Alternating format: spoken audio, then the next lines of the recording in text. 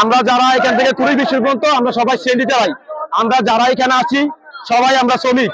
আমরা কেউ গাড়ি নিজে চালাই, কেউ গাড়ি কিস্তির উপরে কিনছি, কেউ গাড়ি ভাড়া চালাই। আমরা যারা এখান থেকে টিপ নিয়ে যাই 20 বিশ্ব, যার পরে আমরা বিআরটিসি কাউন্টারে অবশ্যই যাত্রী নামাই না। তবে অনেক রুগী থাকলে মানুষের অসুস্থতার কারণে আমাদের বিআরটিসি কাউন্টারে যাত্রী নামাতে হয়। ওইখানে নামালেই শুরুতে তাদের কোনো কথা নাই, আমাদের কোনো কথা শুনতে চায় না। শুরুতে তার আগে গাড়ির মধ্যে বাইরে যাবো, আমার কথা বলো। আমরা যদি বেশি কথা বলি, আমাদের কথা বলতে চাই, তাহলে আমাদেরকে তারা নাইট দূর করে। অবশেষ তাদের কথা হলে তাদেরকে আমরা 2 থেকে 3 হাজার টাকা চাঁদা দিতে হবে, তাহলে পুরো বিষয়টা আমরা গাড়ি নিতে পারবো না। এটা একটা প্রিন্সিপেট হাইওয়ে রাস্তা, এখান থেকে সিএনজি চলে, বিআরটিসিও চলে। আমরা বিআরটিসির মতো চলবে, আমরা আমাদের মতো সিএনজি চালাবো। আমরা 20 বিশ্ব গেলে বিআরটিসি যারা পরিচালনা করে তারাই আমাদের কাছে চাঁদা চাচ্ছে। লাঠিওয়ালা বাহিনী আমাদেরকে সিএনজি ভেঙে চুরে বাইরে দিচ্ছে, আমাদেরকে ওইখানে বসতে দিচ্ছে না।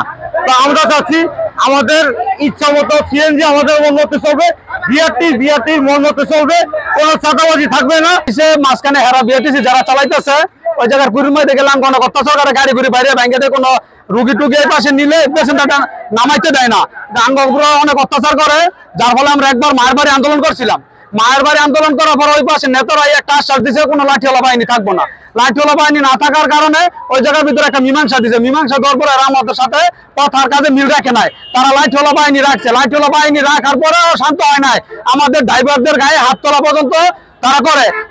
পুলিশের চাকরিতে গেলে যদি আমার আসলে কিছু করার থাকে না।